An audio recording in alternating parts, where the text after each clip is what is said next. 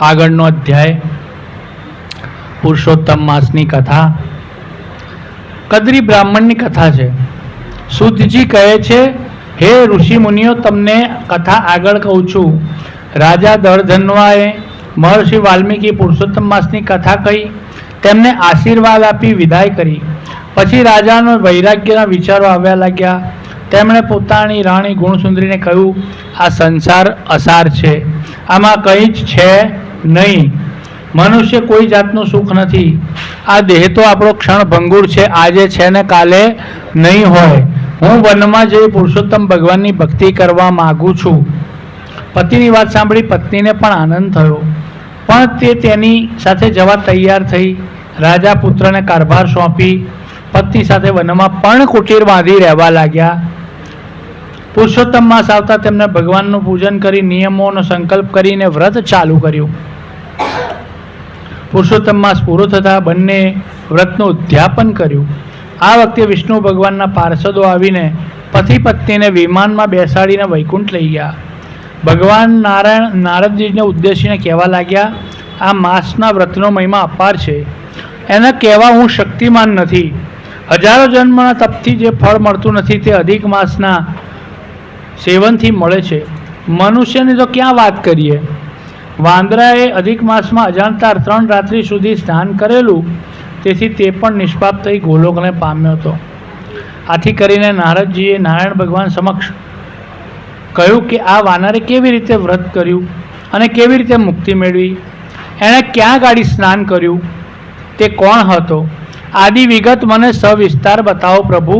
આ પ્રશ્નથી ભગવાન નારાયણે જે કથા કહી એ હું આપ સૌને કહી રહ્યો છું।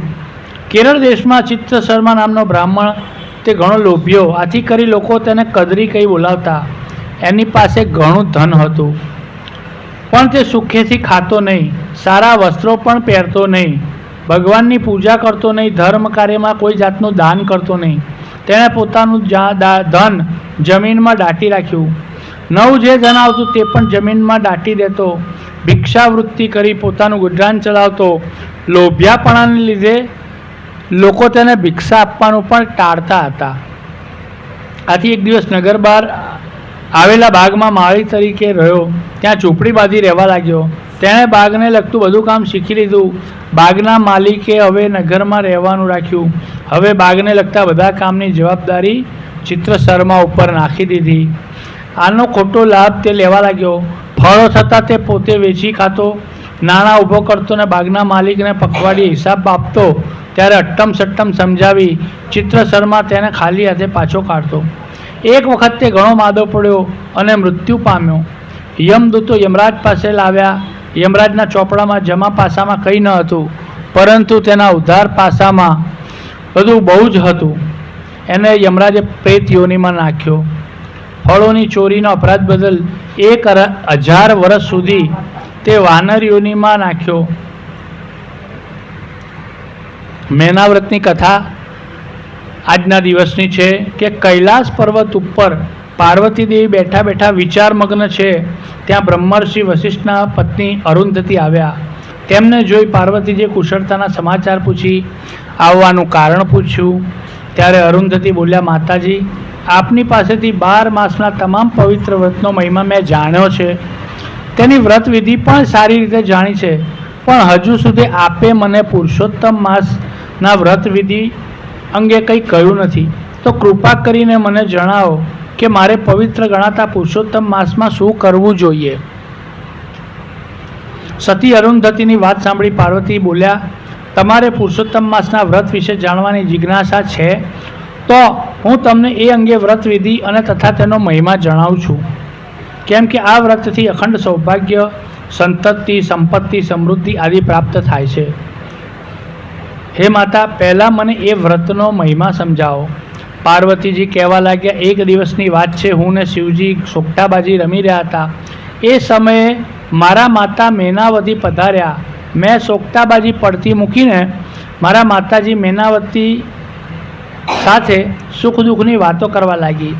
વાતમાં મારા માતાજીએ મને ફરિયાદ કરી કે દીકરી, મૃત્યુલોકના માનવીઓ તને જગદંબા તરીકે પૂજે છે અને તારા જુદા જુદા વ્રત કરે છે, તારી નિરંતર ભક્તિ કરે છે। તારા ગુણગાન ગાય છે, મને આનાથી હર્ષ થાય છે. દરેક મહિનામાં બધાય વ્રત પર્વોમાં લોકો મંગલ કરવા તને પૂજે છે, જ્યારે મને તો કોઈ ઓળખતું નથી. મારા માથે કોઈ ફૂલની એક પાંખડી પણ ચડાવતું નથી, જ્યારે તારી પૂજા 30 દિવસ અને મારે અડધી ઘડી પણ નહીં.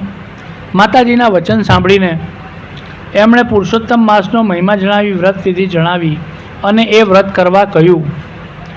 ત્યારે તેમણે દર પુરુષોત્તમ માસમાં લેવાતું મહેના વ્રત કરવા માંડ્યું.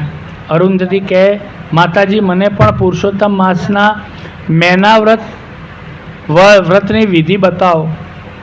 પાર્વતીજીએ પુરુષોત્તમ માસમાં આવતા મહેના વ્રતની વિધિ બતાવતા કહ્યું કે જ્યારે પુરુષોત્તમ મહિનો આવે, શુક્લ પક્ષની ત્રીજના દિવસે સવારે વહેલા ઉઠવાનું, સ્નાન આદિ કરી સ્વચ્છ નવા વસ્ત્રો પહેરીને બ્રાહ્મણ સમક્ષ વ્રતનો સંકલ્પ કરવો. ઘરમાં પવિત્ર જગ્યાએ એક પાટલા ઉપર લાલ વસ્ત્ર પાથરી ધતુરાના 5 ફૂલ મૂકી દેવતાની સ્થાપના કરવી. આ વ્રતમાં મારી માતા મૈનાવતીનો મહિમા છે, એટલે હાથી ઉપર તે પતિ અને પુત્ર સાથે બેઠા હોય તેવી સોના કે ચાંદીની મૂર્તિ બનાવી, પછી 5 સૌભાગ્યવતી સ્ત્રીઓ સાથે બ્રાહ્મણના હાથે પ્રતિષ્ઠા કરાવી, ગાયના ઘીનો દીવો કરવો, અખંડ દીવો રાખવો, રોજ પ્રાતઃકાળે સ્નાન કરી પુષ્પ સુગંધી દ્રવ્ય વડે મૂર્તિની પૂજા કરવી, નૈવેદ્ય અર્પણ કરવું, આરતી ઉતારવી, વ્રતમાં શક્ય હોય તો ધારણા પારણા કરવા, નહીતર એક ટાણું કરવું. આ પ્રમાણે વિધિ સહિત આખો પુરુષોત્તમ માસ કરવો. મહિનો પૂરો થતાં જ વ્રતનું ઉજવણું કરવું.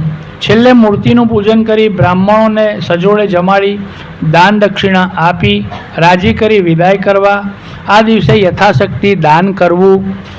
હવે આ વ્રત કરવાથી શું લાભ થાય એ પણ હું આપને જણાવું છું કે વ્રત વિધિ અને લાભ જાણી લીધા પછી તમને આ વ્રત કરવામાં કોઈ તકલીફ નહીં પડે.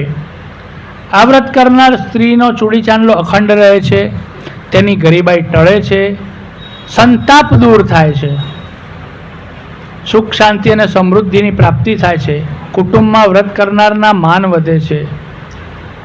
વ્રતનો લાભ જાણી અરુંધતી પાછા ફર્યા. તેમણે આ વ્રત કર્યું અને સમસ્ત જગતમાં વ્રતનો પ્રચાર કર્યો. મૈના વ્રતની કામના મનની પૂર્ણ થાય, દુઃખ મટે સુખ મળે ને શાંતિ થાય. બોલો શ્રી પુરુષોત્તમ ભગવાન કી જય.